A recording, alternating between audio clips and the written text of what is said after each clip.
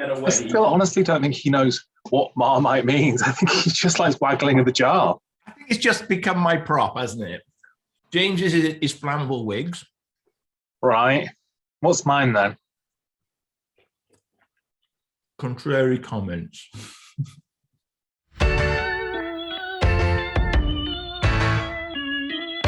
Hello and welcome to season 22, part 3. In our previous endeavours, I'm not going to introduce them yet because they seem to be misbehaving for some reason. In our previous endeavours, we scored, in reverse order, Vengeance on Davros 12, Two Doctors 20, Attack of the Cybermen 21, and our current leader is the Mark of the Rani on 22.5. But we have two stories today to look at, and joining me today, let's not get the important bit forgotten here. I'm Paul or P-Bal, but I'm joined by... Hello, it's James. And hello, it's Jason. Well, that's one hell of a cosplay, James. I know, I have to take it all off. It's too warm. Too warm for all of that. Oh dear. So it's almost like this is a very long recording pretending to be a new recording. I don't know. But this... We've not already been recording for about 12 hours. Anyway, the next story, and it's the penultimate of the season, it's building to the finale. It is Timelash. Yeah, I gave that a bit of a... Do you know what? I would waggle my hardback here because I do have a hardback Timelash. I think it's a mum and dad's. So I think it was with my mint non-library Genesis, the Daleks and Cave Monsters. It's that with equal, billing on the shelf there. So your copy, your hardback copy of Timelash is sat in between your mint non-library editions of Genesis of the Daleks and the Cave Monsters. And the Three Doctors and Pyramids of Mars. I mean, there's literally enough for a wimpy home on that shelf. I know which one of those stories is the odd one out in there, let me tell you, and has no pride of place in amongst those classics. So would you like to introduce it, or is James introducing this story? Oh, whose turn is it? Oh, do you know what? It is my turn. And I simply wrote a sequel to a story that doesn't exist because it's bizarrely, it's supposed to be a sequel to a Third Doctor and Joe story that we know nothing about. And from then onwards, my interest in the story fell apart. Really did. We've got the Doctor and Peri stuck in a time corridor. Yet again, a ghostly woman who sort of appears. And like I say, they arrive at Carfell. It's a place the Doctor's previously had an adventure. We don't really know much about it. It sort of comes out a bit later on. I'll let Jason take over from here. Okay, so you've said a lot of what I actually was going to say about it. Other than I think I feel like I've been time-lashed having to rewatch it so many years on. This isn't a story I'm going to go to on a very regular basis. In fact, I hadn't rewatched this story since the first time I'd seen it back in 1985. So this was an interesting one for me to go back and watch. I did wonder whether or not my feeling about the story from the first time, all those many, many years ago, would still be the same. And I went into it with a sense of, let's approach it with some fresh eyes and see how we get on with it. And for me, to be honest with you, I can sum it up as pedestrian and quite long at 2 episodes. A nice long TARDIS scene gets us going, a lack of story, some iffy effects, and a monster that ends up in the Loch Ness. And quite frankly, that about sums up what I watched. So when you bought the DVD, what did you do with it? I didn't watch it even then. I mean, I'm a completist when it comes to the collecting, where I can possibly be if I've enjoyed the story. And for the DVDs, I've got to be honest, I did have a complete run of those. There are stories that I'll like, there are stories that I'll watch, and there are stories that I'll open and go back to. There are some stories I'll buy and the cellophane's still on it. And actually, to be honest, this was one of those. The cellophane was still on this particular DVD. He put it next to his copy of Canine and Company, which he only just recently opened. I worry that he's either not seen them or hasn't seen them in like quarter of a century, and he still doesn't put them on. No, actually, what's wrong with you, Jason? I just realised I did break the seal on Timelash because I got it signed by Colin. So I have broken the seal on it, but for an autograph to go onto the DVD case. Now, you know what? It's a story that I didn't think very fondly of back in the beginning, and you know, there are some stories that I just don't want to go back to because sometimes there's more to do in your life than watch Timelash, it feels like. But Jason, I was 2 years old when that was shown, and the whole time my life has moved.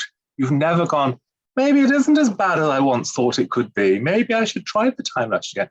Did you have it on video? Yes, I probably would have had it on video as well, yes. But again, it comes down to completing the collection, doesn't it? Because you can't have a collection of Doctor Who if you haven't got all of the stories, apart from the missing ones, obviously. But no, some of them I'm not going to sit there and necessarily watch. But I did watch it on original transmission. So unlike Canine and Company, where anybody that's watched that video will know that I didn't watch that on original transmission, at least I did watch this one. He's basically misquoting June Whitfield in Carry On Abroad, isn't he? I watched it once and didn't like it.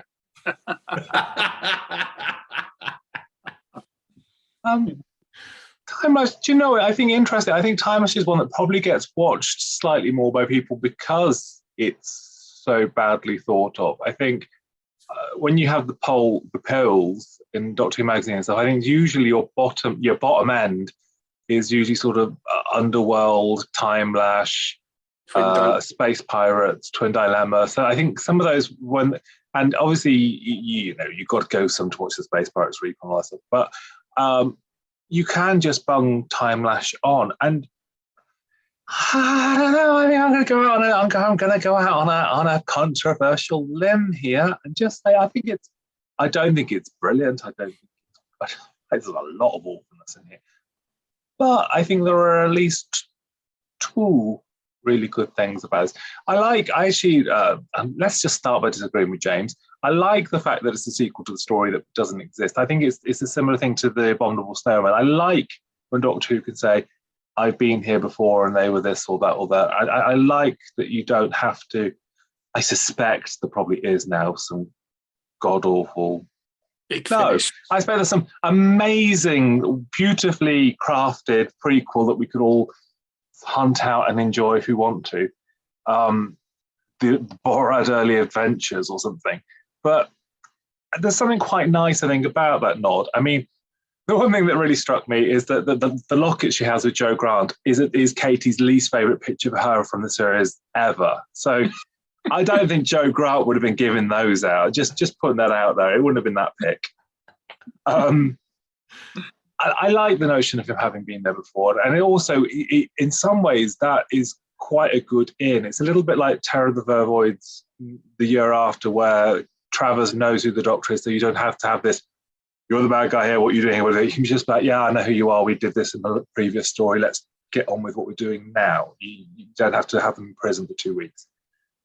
But don't you think with the scripting of this, though, I mean, obviously there's an adventure that has happened previously. We're not akin to it because obviously it wasn't televised, but it almost becomes a little bit of a lazy script to a degree because you're relying on the Doctor's memory rather than anybody else's.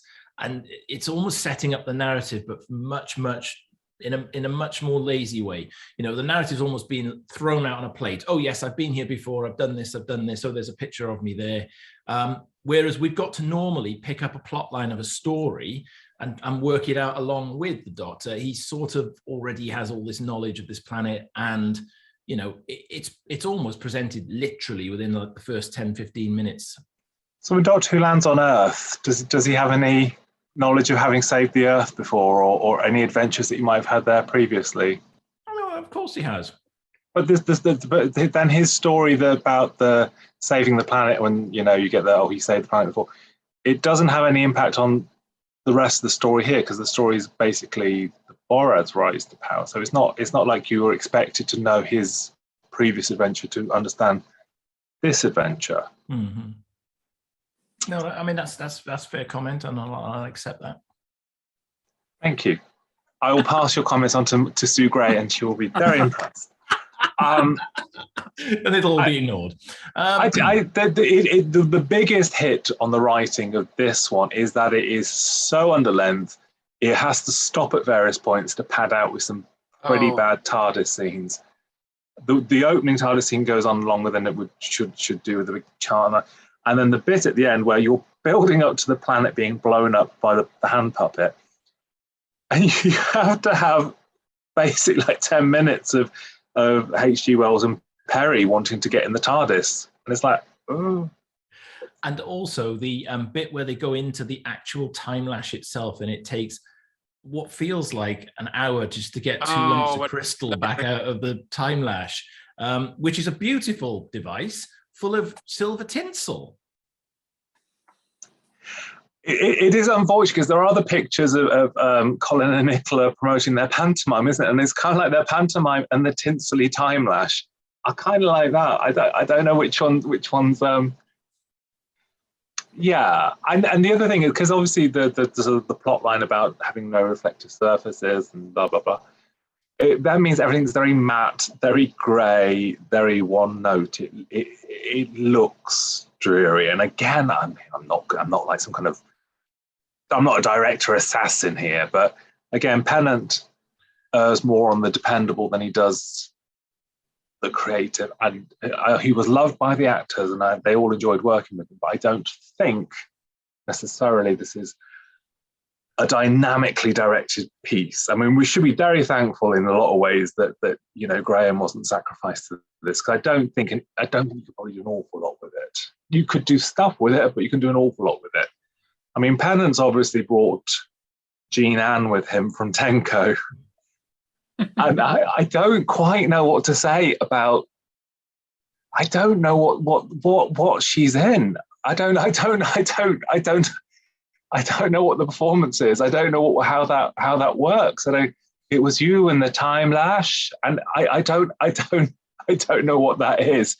I think that's one of the marvels of watching Timelash, is that I can just sit there just thinking, I don't know are you in a different production? I don't know what this is.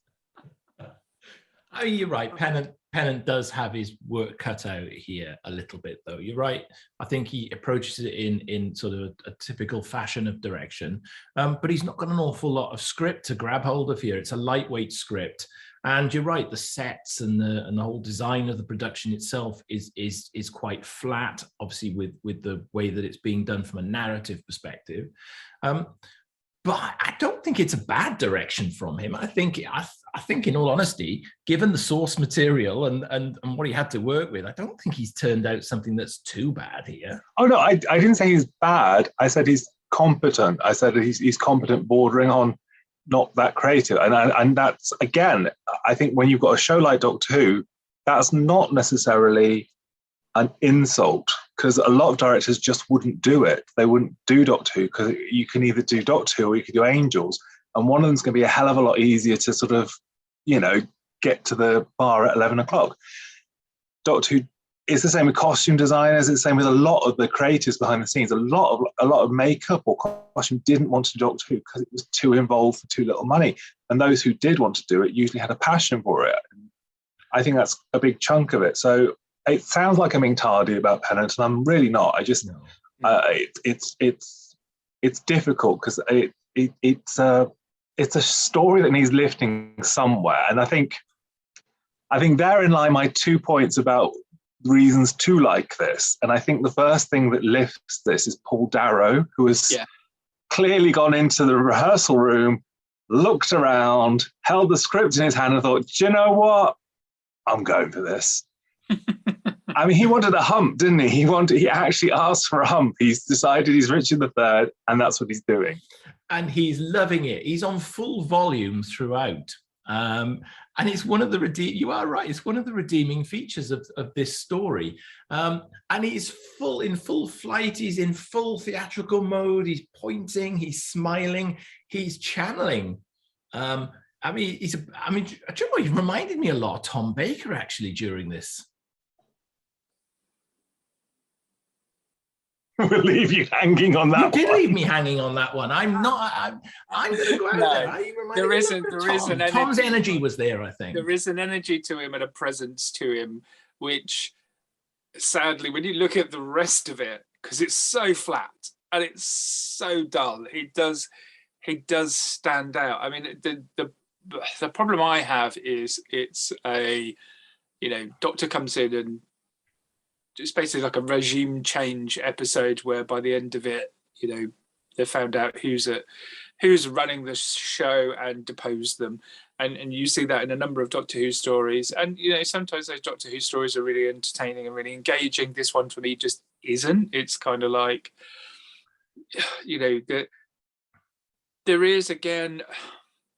there is some, not as violent as other stories that we've talked about, but the idea that Peri is going to be sort of combined with a creature using chemical gas. I mean, I know poor Peri, she has her brain taken out.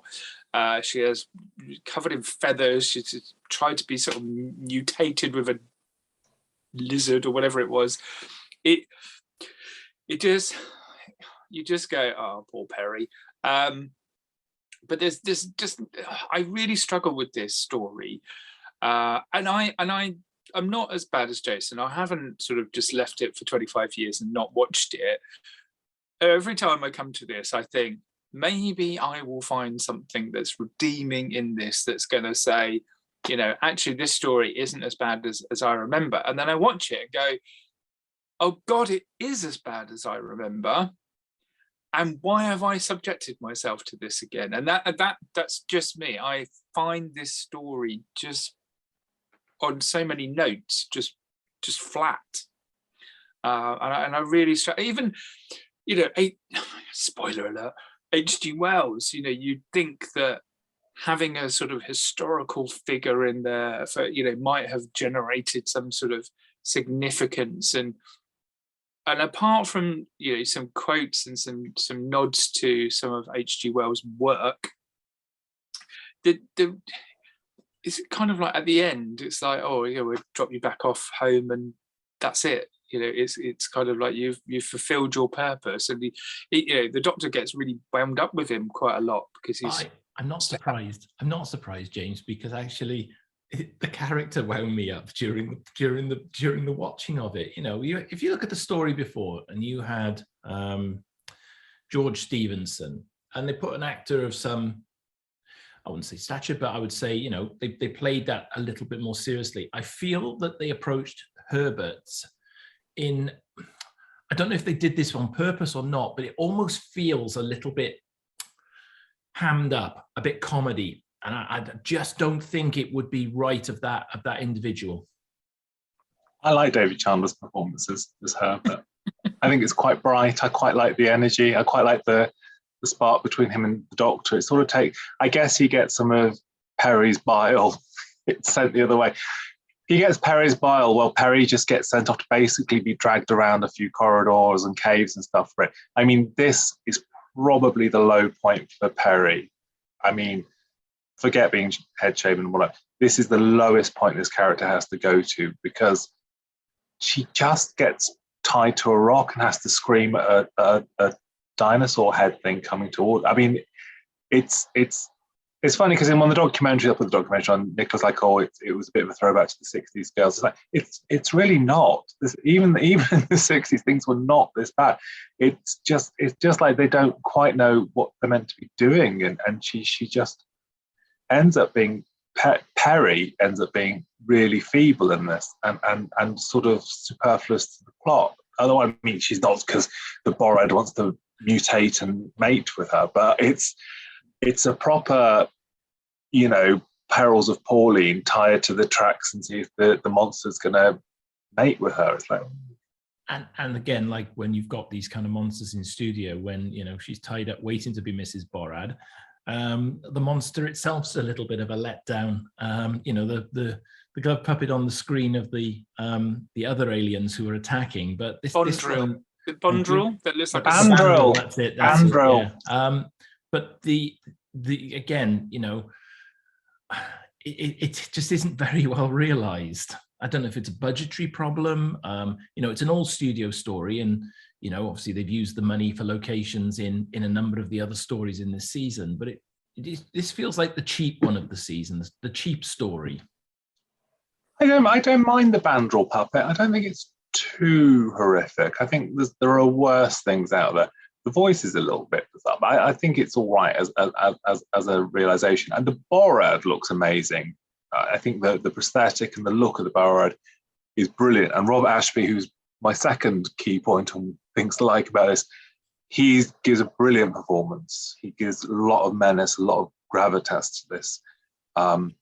So it's a slight shame that he's sort of lost the net. I don't know. I mean, Eric Deacon again, I think gives a good performance in this. It's a slightly thankless part. It's just a bit flat, I think. And the things that I can enjoy from it are the Darrow and I say the Borrow performance, but everything around it feels a bit sort of beige. Yeah. And it's a shame because it could be good. It just feels like it's a couple of drafts, a bit of love off being, you know, great. And the funny thing is, because Jason, you won't have seen this because it's on the commentary on the DVD, and you're quite right. Paul, they're talking about because I think it's Nicola, Colin, and Paul do the commentary, and they say, "Oh, I wonder when that style of acting is going to come back into fashion." Talking about Paul, and they say, "I don't think that style of acting was ever in fashion." So, I think they treat it with the reverence that it deserves. It always feels a bit hard, like you're shooting a puppy in some ways, because everyone just said, "Oh, Timelash is terrible. It's a bad story," and I kind of would like, just on my underdog sort of thing, to say it's not terrible. It's great because of. And I think the key things of Darrow and Borad aside, there isn't much to defend there. There's not enough to lift it, is it? Sadly. Part one's a lot better than part two. I think part one it you know, builds to the throw him in the time lash and all that stuff. And then the second part, because you have that sort of 10-15 minutes just bumming about in the TARDIS waiting for something to happen.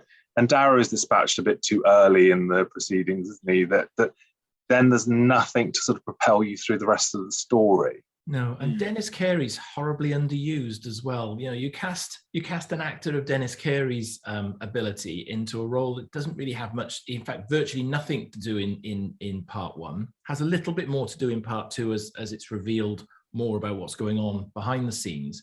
But, you know, why cast Dennis Carey in that role? Just because he's an old man, it feels like they've thrown away an opportunity. Dean Hollingsworth, I like he does a great android, and there's a lot. There's parts with the android smiles and things where you think, well, is there a story here that they're not telling about what his character is? You know what I mean? There are different moments where I think, oh, there's got to be something more to this, but they don't explore that. Yeah, I'll agree with you there, and I think he does. Dean does play it really well. There's that thing where he could have gone OTT with it, but he didn't.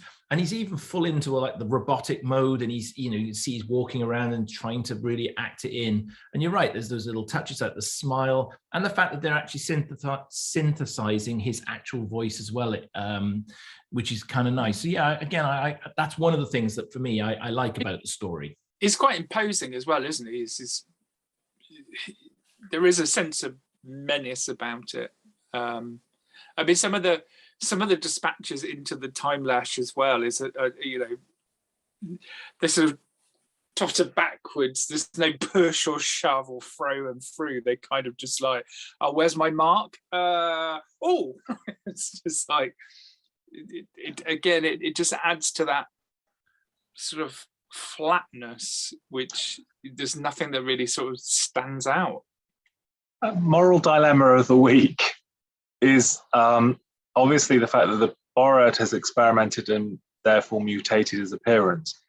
And TV's Doctor Who says, if Peri can look at you without screaming, then she can marry you. And then she sees the reflection and starts screaming. Goes, "I told you, you're ugly, you're a mutant, you're disgusting, you're disfigured, you're deformed." All this kind of like, oh God. TV's Doctor Who talks Borat into basically committing suicide into the Timelash by telling him how mutated and unpleasant he is.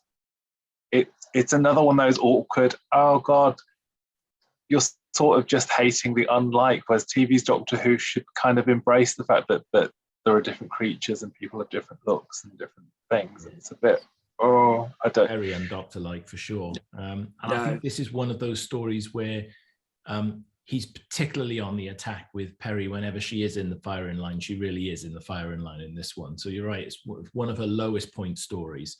But I noted it particularly in this one that he's far more fractious with her in this one than some of the others in this season.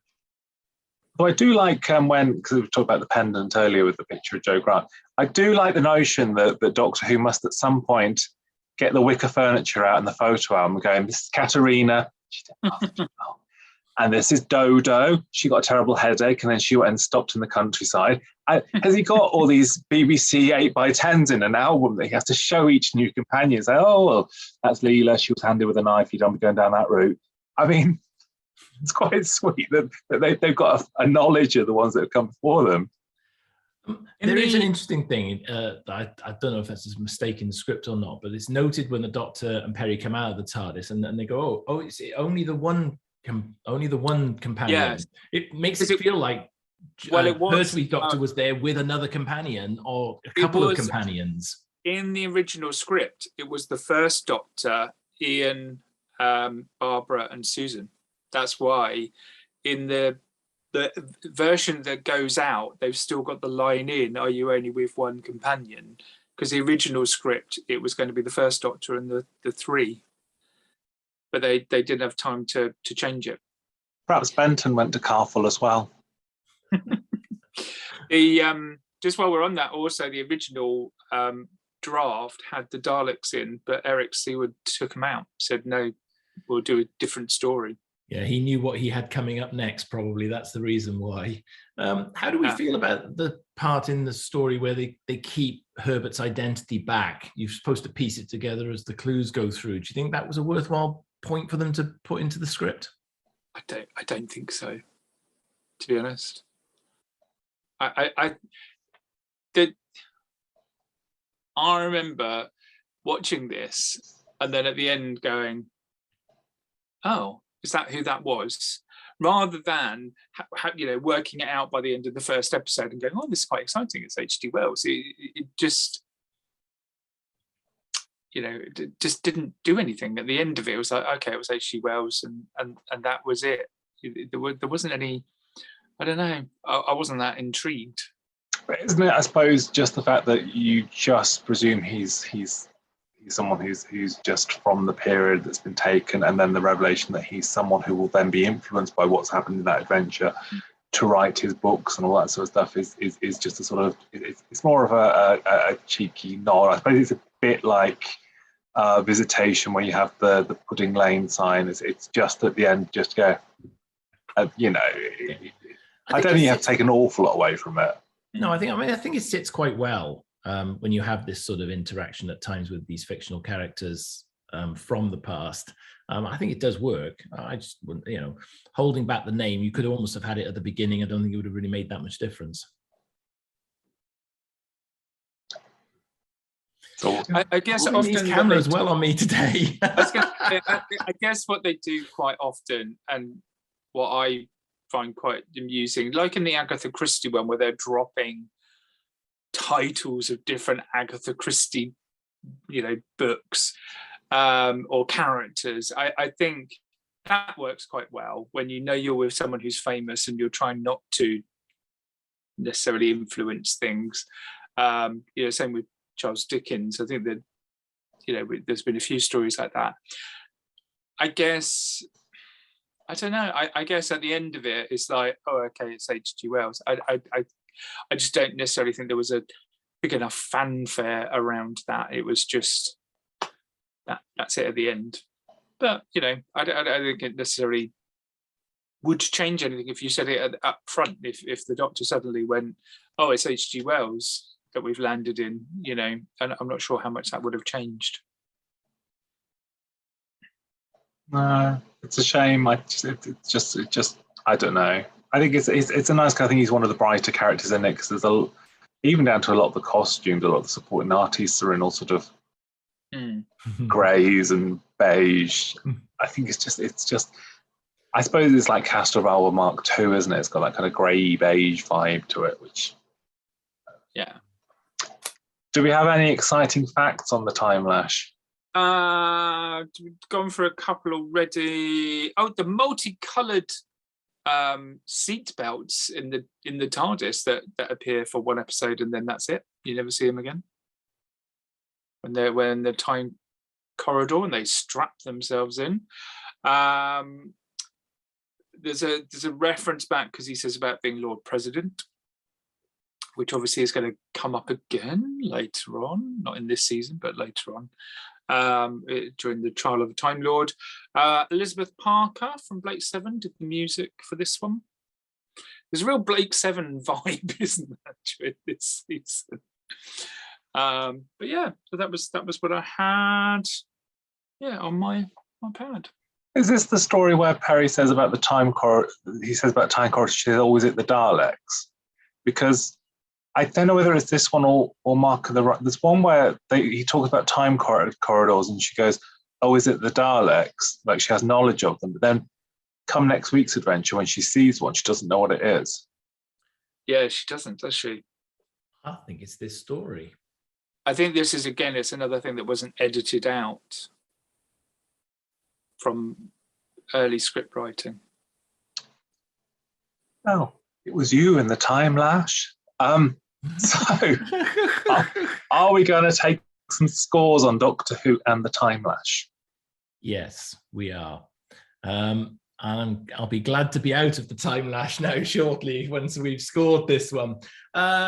Quick summary from me on this one. It's a bland story with bland sets, forgettable monster, but a few standout cast performances in here for me. Timelash hasn't been on my rewatch list, clearly.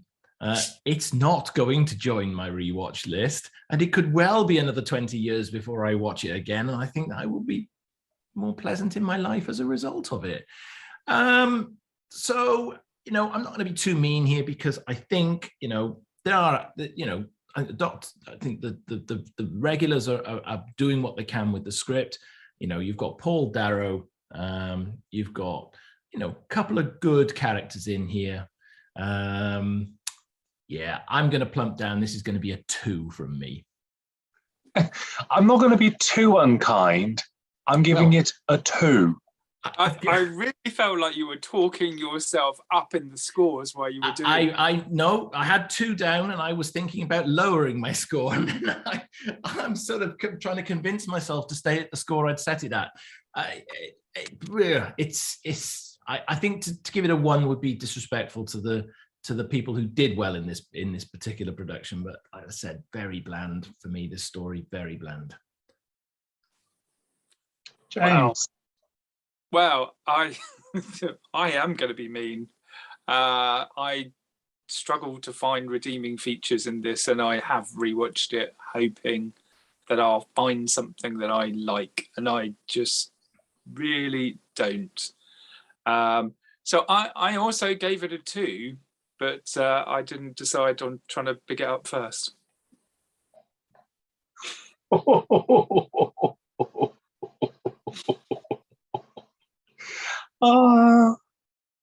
That's what we call shade. That was time shade. That was. We love time shade here. Yeah, I think interestingly, I did watch Eliza's video last night, so I probably couldn't spare the fire. Not last night. When am I going? Doctor Who in the Timelash. I started watching and I thought, actually, I don't think it's going to be quite as awful as I remember it being, because I think I remember it being really awful. And there were points where I sort of, in the early days of part one, where I was like, oh, no, okay, Darrow's fun, the borough looks great, this is okay. And then as it sort of keeps going through part one, it's kind of like, oh, crikey, porridge.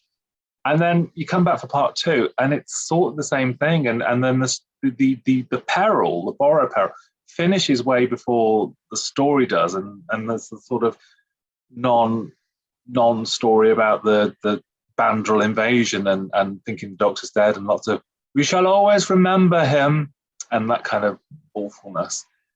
So yeah, it is flat, it is bland. So I'm scoring it the same as I scored Doctor Who and the Vengeance on Davros, which was voice of reason here. Which we're all in sync again, sort of. It does mean that Doctor Who and the Timelash comes in at 7 points, which is our new season last place. Well, I think it deserves to be there. I was even going to try and find an excuse to bring the Marmite out in this story, and I was couldn't. waiting for that. No, the point is, as I was reminded, the Marmite comes out when I don't like a story. I don't know how many other people out there kind of like this story, so I don't know if it is a Marmite story or not. Jason, we discussed that the Timelash is always at the bottom of fan polls. So I think saying that you don't like it, but there might be someone out there and it's Marmite, I don't know, this is just a tenuous way of sliding your prop in. Well, I like to slide the Marmite in, but there could be somebody out there who likes this story. Yeah, Glenn McCoy probably, but I mean, I don't think there are many other people out there that you'd have to waggle your jar of yeast extract at. Anyway, we move on to our series finale, which is Doctor Who and the Revelation of the Daleks, of which I do have another hardback. Oh, the newer one. Well, it's a newer thing, you see. But look, here we go. Uncle Eric has signed it. Well, there we are. Jason's poised. Jason's poised to do it. If it starts, the Doctor and Peri land on the planet Necros to visit the funerary home, Tranquil. No, it's not going to be that. It's not going to be that. So here we are. We're on the last story now of season 22. Davros is back, and all is not all that it seems at Tranquil Repose. This is a very, very dark story, and you can tell you've got Eric on the back of this script because it's a visually complex story for me that twists and turns throughout. And if we've talked dark as we've come through this season, we have got to proper dark now. And, this is a almost gothic horror story. And, yes, we've got Daleks and we've got this, and, we've got some really great stuff going on in here. But this is a really, really rich, dark story that I've got to be honest, I thoroughly enjoy. It's really difficult with this story because it is so dark, just to know where your level of disgust should be. On the one hand, you've got, Davros has set himself up as the great healer. They're using, humans that are lying in state with the hope that one day they'll be cryogenically unfrozen and cured of their illness.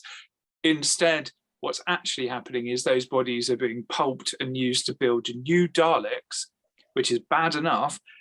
But then the waste material from the Daleks is then solving the hunger crisis in the universe.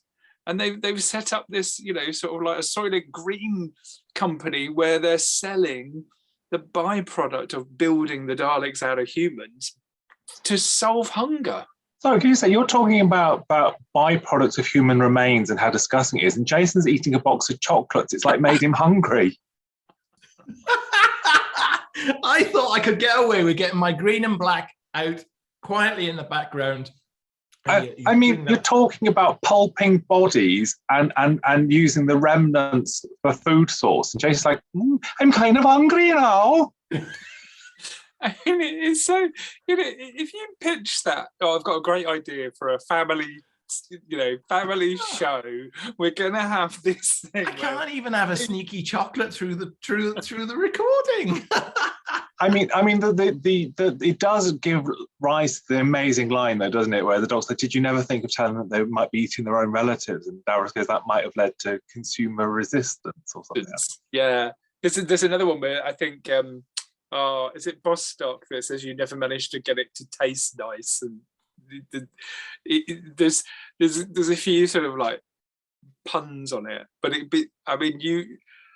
you do have. I mean, firstly, the Doctor and Peri really don't get into this story until the second episode. They spend the whole of the first episode walking to there. You get, like you said, Peri sees a Dalek and doesn't know what it is.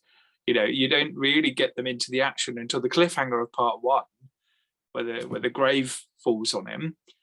So you have this. I mean, there are some interesting characters in this, so I'm sure we'll talk about some of the individual performances. None of them are particularly nice, even though towards the end there are a couple of characters like Tarkis who, I don't know whether he's redeemed himself. He's killed a whole load of people, but it's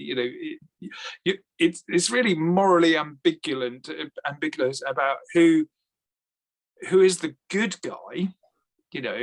And the Doctor's involvement is quite minimal. Certainly, like I say, first half, not in it at all. He's not. They take ages to get there.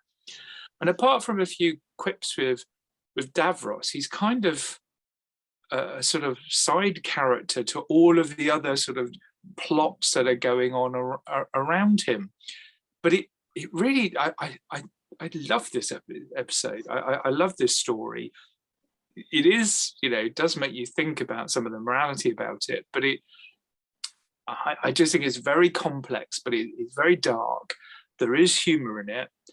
There is violence, but the violence in this case fits in with the story rather than feeling jarred for me. And I think it works on that level. Out of 14 guest characters, say I made a note here, 14 guest characters, 11 are killed. The only people that survive this are Tarkis, Lilt, and Davros, aside from Doctor and Peri. 2 are stabbed, 7 are shot, 1 commits suicide with a bomb, and 1's beaten to death. Just floating that out there. And I mean, even within the different forms of death that we get in this, we have Eleanor Bakara's killed with a flick knife, you before me, flick knife, and straight into her. Jobel's stabbed with a hypodermic needle. Yep. Natasha kills her own father. We've got a cheeky bit of patricide going on there. He begs his daughter to kill him because he's been mutated into a Dalek, so she kills her own dad. That scene is gruesome, though. The glass gruesome. Dalek, with his metal tooth, is Peri decides the best way to save the Doctor from the mutants to get a big stick and basically beat the crap out of him until he's nearly dead. I don't know. I mean, maybe she was a bit racked off about having nothing to do in Timelash. She's like, I'm going to go for him, but Borat got a stick. Getting shot by a Dalek is probably the nicest way out of this story. And it's relentless. I mean, it's dark and horrible to start with. By the end, it's a bloodbath. I mean, it's just everyone goes in some horrible way. I mean, you can see Eric here hasn't had to revert to the script editor to get his scripts authorized before they've got there, because he said, I'll sign that off. I mean, you can, obviously we've said before, I think in as we've come through this season that, clearly script editors play a big part in setting the tone for what we watch. They commission the scripts along with the director, and they're essentially responsible for what we see. And Eric certainly had a darker tone to the way that he was presenting Doctor Who, and that's come across quite strongly in several of the stories that we've had in this season. None more so, though, in the one that is entirely scripted by him. you know, this is on a new level. You know, we talked about Attack of the Cybermen being quite gruesome with some of the bits, and that was obviously an Eric script under a pseudonym, but this just takes it to a new level. And you're right, it doesn't jar in quite the way that it does in The Two Doctors. This is a non-stop roller coaster from the minute you start watching this story to the time you end. And I got to the end of rewatching this, and I've seen this several times, so this isn't one that I kept in the wrapper for 20 odd years. And you get to the end of it, and you sit back and you just go, oh, wow, because there is just so much that happens. There's so many plot storylines, twists, turns, and you're right. The simplest way to die in this would be to be exterminated by a Dalek, and there aren't too many of those. But my favourite, I mean, there is an extermination, and that's Vogel, isn't it? And I love, like, Kara's response where she's like, oh, I do wish you hadn't done that. You know, it's really, really difficult to find a really good assistant. It's just... It's a beautiful underplay, though, isn't it? It's so because the sort of pairing there is beautiful to underplay that she the way she does that. Because the thing is, I think the bigger thing that, I mean, because Eric's Earthshock's quite a bloodbath, but as a rule, season 20 and start of 21, it's quite sedate. It's Doctor Who. It's just Doctor Who. I think it's the Robert Holmes thing, because he became really good friends with Robert Holmes, and you see obviously Kaiser Androzani, Two Doctors. You feel maybe he's thinking this is my, you know, this is the style I like, this style, and that's where he's headed with it. Even down to actually Revelations, a very Holmesian thing of having lots of double acts. It's lots of pairings of you know, Taz and Becca, Jobel, or Tarkis and Lil, Takara and Vogel. Everyone's a sort of duo, and they've all got their own finite existences. I mean, Doctor Who doesn't meet a good half of the supporting cast. I mean, when he comes in and Kara's body's there on the floor, he doesn't know who she is. It's just a woman who's been stabbed. I don't know who wins on the theatrical death more. I mean, Hugh Walters gives the extermination some when he does the look of remorse before he drops, but then I think Eleanor Bron does do a good theatrical fall with the stab and the, you know. Yeah. I mean, were I to suggest that anyone should listen to the Doctor Who Talk commentary from Phantom Films, actually, William Gaunt and Graham discussed that, because William, when we did the thing, had just done a play with Eleanor, and he said she's still as forceful as ever. But Graham sort of said she was quite scary to direct, because, you know, she's Eleanor Bron. So he's got an anecdote about her death scene. So listen to it; it's fun. Joe Bell for me, when he dies, and he sort of, and the toupee comes on, and he sort of tumbles down the stairs slightly camp. And he's quite a camp character. He's amusingly camp throughout the story. But then I must be my sense of humor, because I find that quite amusing when he just topples to the bottom of the stairs and then his wig just flops off, and that's his death. And that for me is the death of the story. I mean, Clive Swift. I mean, he's chewing every scene he's in. You know, even from the moment he meets the Doctor, when he says, you know, you'd need more than this to crush an ego like yours. And, you know, he's so sort of creepy with Peri as well. And just, you know, he really, I was going to say over delivers, you know, he's completely on it. But it's interesting you mentioned it's Tassam Baker. Yeah, because you never actually mentioned, the name's not mentioned in the story, is it? Yeah, it is. Yeah. Because Jonathan Powell didn't like her portrayal of the character, so lots of scenes were cut. But it's interesting, because I think Jenny Thomason is one of those derisive names, I think, within this. And I think there are people who think it's a horrendous misfire on casting, and I think those who think it's, you know, a triumph. And I don't think you come either way. I don't think you can think she's all right. You either really get, like, you like her, or you don't like her. I think personally, the character of Tassam Becker is such a tragic, awful creation. I mean, she's fixated on, Joe Bell's a repulsive little man. He's disgusting. And she's fixated on him, and she's devoted to him.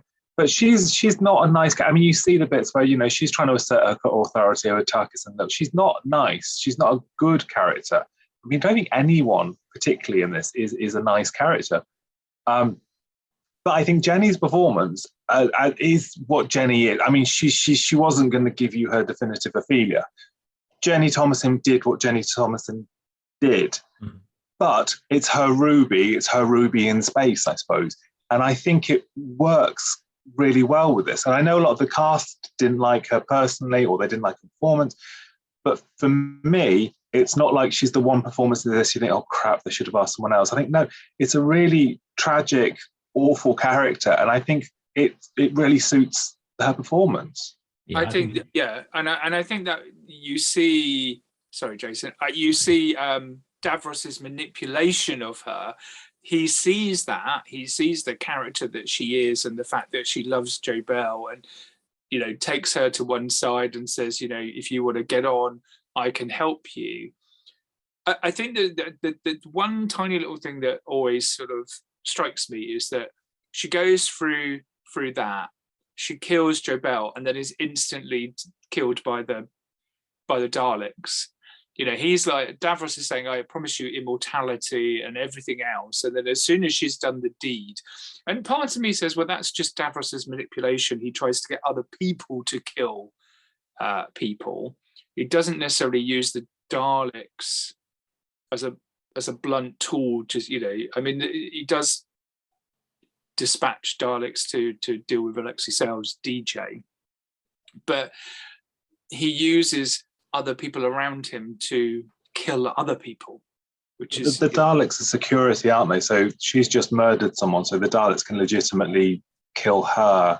I guess she's betrayed Davros. Rather than just going and killing Jo-Bell, she's given him the option of let's run away, and he does that. I'd rather run away with my own mother.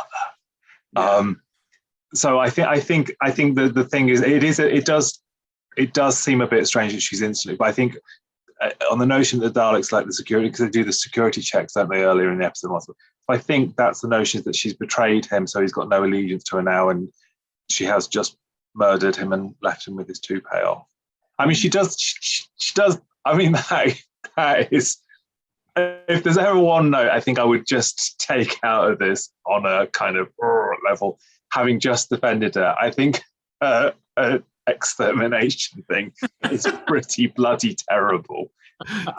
I think, you know, it is thankfully quite quick. But I think she's a very defensible performance. I don't know whether you. Yeah, no, I agree. I think she's, you know, I think amongst the cast, I think the thing is with this story, you've got such a strong guest cast list throughout. There really isn't a bad performance in there throughout any of it. And there are so many different strands that the actors themselves are having to be on their game to try and make the performances come up to the level of everybody else around them. And you're right, Jenny gives you Jenny, but I think I don't think it was bad, and it didn't sit wrong for me, because all of those characters in this story, they've all got their faults. They've all got their own thing, they're all up to something. Everyone's got something they want to get out of this, you know. So, you know, she does want to, you know, elevate herself to be, you know, the immortal or whatever it might be, or to get Jo-Bell. But every one of the characters has got some devious plot or something they're trying to get to further themselves or to better themselves. But every single one of them almost fall at all those hurdles. I mean, I suppose even Gregory and Natasha, as much as they're body snatching and she wants to just find out what's happened to her dad, she does manipulate him into stopping in the situation. And they equally quite trigger happy with who they do and don't kill off. There's a really grim remark, isn't there, that Taz and Becca does about, I want to prepare the body of the guard that was shot. It'll need some cosmetic surgery because it's been so badly damaged. It's like, you know, it's all very, you know. But again, having been foul, we can come back to the cast. There's a lot of cast to get through, but having been horrible about a few directors this season, Graham, who I think is probably one of the best, if not the best, Doctor Who director we've had, he really comes, and there's so many beautiful touches that are there. Like he's putting the bits of paper in the Dalek so that when it has exploded, there's a bit of kind of bump still left on it, and the machine guns give it a really real edge when you're firing at the Daleks. I think he's got such an edge to it, and his shots are so well considered and tight and dark.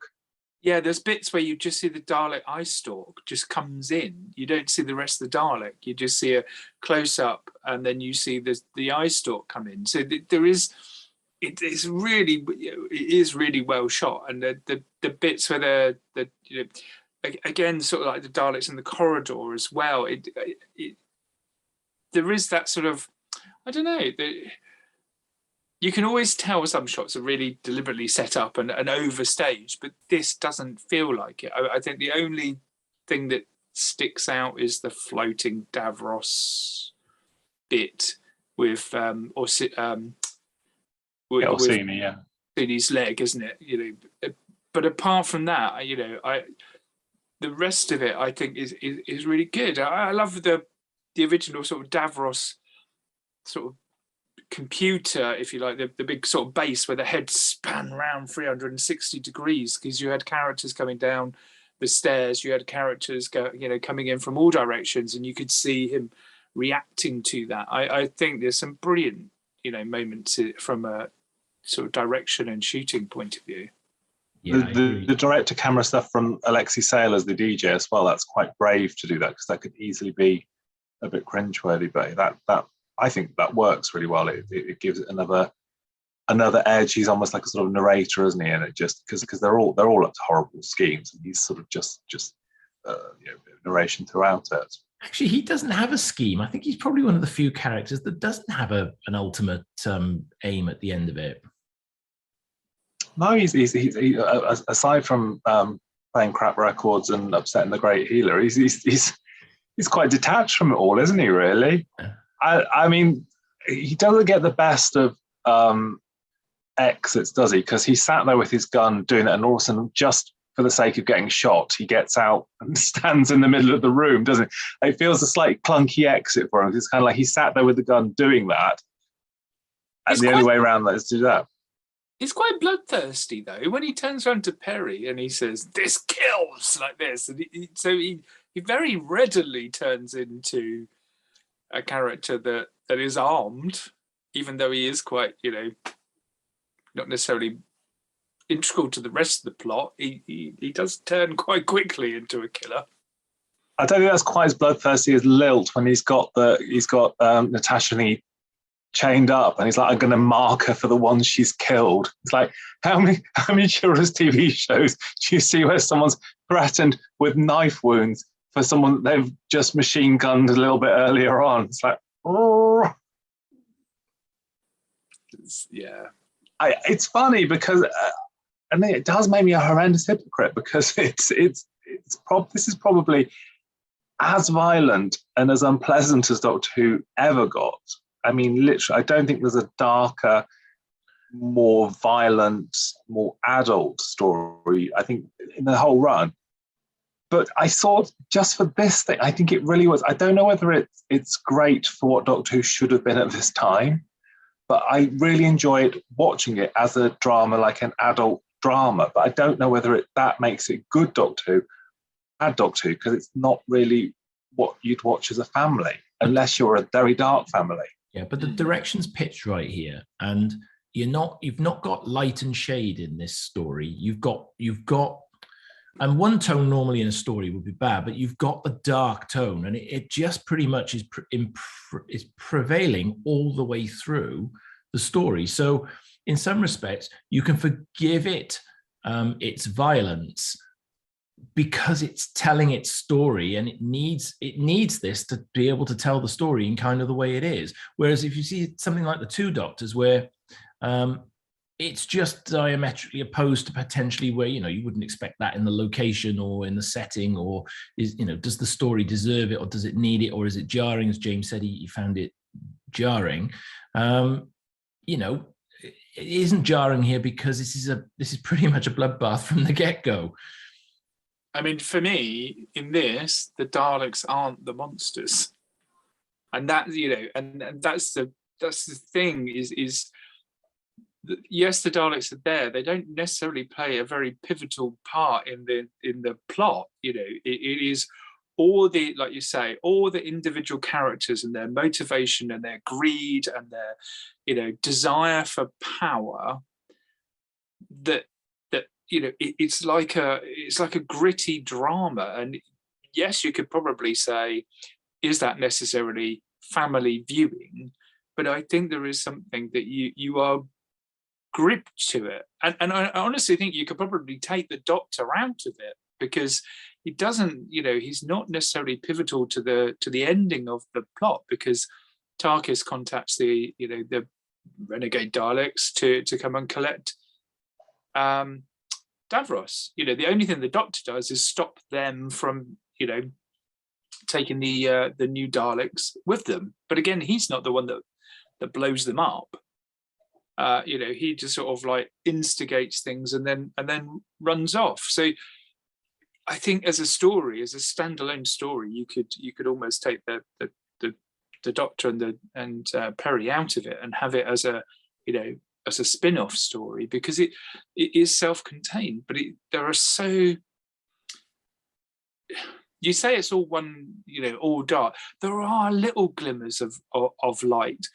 But again, you have this morality of, you know, at the end when the Doctor leaves Tarkis with the flower and says, you know, here's a new form of protein, you know, and it's sort of like cheerily waves goodbye.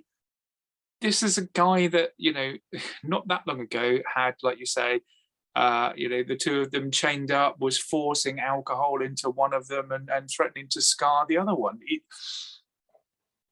You're left with this feeling of, should I be happy that these people survived, or what is such a sort of moral dilemma? You're sort of glad that Davros has been taken and the Daleks have been destroyed, but the real monsters, are they still there? You know, what does that? It is really dark in that respect. Well, I think Tarkis only brings the other Daleks in because he's basically staging a coup, isn't he? He's not doing it for saving anything other than wanting to sort of take it over. He does this used to be a good place before he came along, but he is staging a coup because he knows that the principles that it's based on. He says earlier, he knows the principle is based on that nobody gets a body back. He knows the functionality of the place, so he's not invested in it being what it purports to be. So it is a very quick character turn when Doctor Who says, because Peri points the flower out early on, doesn't she? And so Doctor goes, oh, here you go, stop pulping the bodies, use the flowers. I don't know whether Jason's going to pause for a chocolate break now. But yeah, I don't know whether it's necessarily moral compass insofar as, you know, all the other technicians and the other people that work there all survive. They've all. It's not necessarily the case that everyone's complicit with the awful goings on there. I think this is probably Terry's best Davros outing. I mean, like we said, the Daleks are fairly incidental to this. They're there, but they're not very functional. There's not a lot to Daleking in that. So it is Terry's best out. And there's lots of bits where he's just chuckling, isn't he? Because, you know, it bubbles. And it's nice that the head in the tank is a lure and that's not the real one.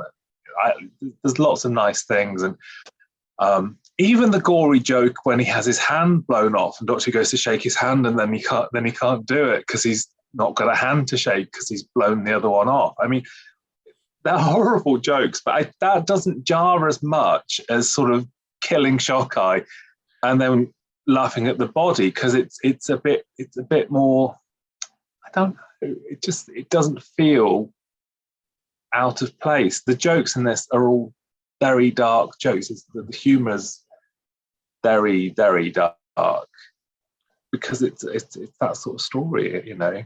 Yeah, it comes back to that. It comes back to that thing where I think tonally, we would look at it as maybe a criticism in some stories, but tonally this is quite flat, but it's flat in the right way because it doesn't need highs and lows to carry the story, because the story's strong enough to carry itself. So to me, it's what makes this, I think, one of the standout stories of the season, because it's hard. It's a hard watch, but there's a lot of substance in here that's worth seeing, I think. I came to this through the 93 repeat, so I had it with those glorious halfway points where there's not a real cliffhanger. Natasha and Gregory go, Daleks, and then High's like, I've been there all day. And I think, what's it, the Doctor Who does the Peri, you're in terrible danger, you've got to get out of here. So yeah, that's my come to. I can remember watching it every week on BBC Two as a four-parter. I mean, I would have been 11, so I don't think I was traumatized by the violence. I don't know whether we're more sensitive to it as adults in some ways, because we understand more what is happening in some ways. Does that make sense? I don't think if you were a younger child watching it, you may not realise that they're feeding dead bodies to other people. I think you don't necessarily understand the pure horror of that until you're a little bit older. Yeah. But these stories felt more adult than, say, some of the earlier seasons. So, you came through Gothic horror back in the sort of mid 70s. I'm going back to the era that I was watching. So you had Gothic horror in the mid 70s. You went lighthearted as you went into the Graham Williams era. You came back into JNT, and things took the direction that he was involved in. And you had some fairly light stuff as you came through Davidson. This felt very gritty at the time when it was put out. And it was unlike anything I'd seen for a number of years in Doctor Who. And I think that's possibly re-engaged my interest in Doctor Who back then, because this wasn't it had lost its way just a little bit, I felt, in earlier seasons. And this was bringing it back to that sort of what I was probably more used to in my formative Doctor Who years, which was that sort of Gothic horror, sort of Hinchcliffe type era. I mean, this could have been the last episode at this point. I know, it took a bit of a break, but this could have been at that point the last episode that went out. But for me, this season, although it's been up and down, a bit patchy, really ended on a high with a complex, dark story that, like you say, is not something that you've seen for quite some time in the way that it is done. And yes, we've seen a lot of violence and a lot of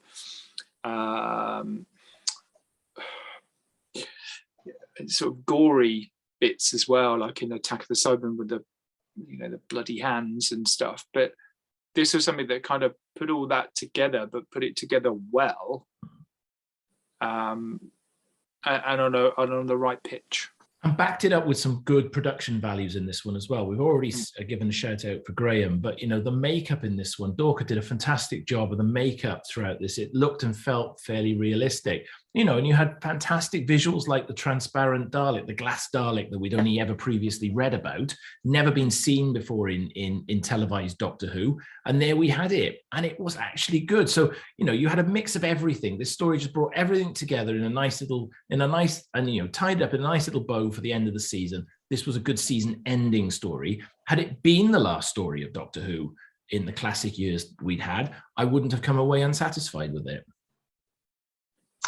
I think also that final scene with Doctor Who and Peri, it does kind of feel like they've come to the end of the season and the rowing has finished, and he's like, can't we just go somewhere fun? He's like, fun, but he doesn't go into the full rant. It's just like, okay, I'll take you to Blackpool. Or I'll take you to...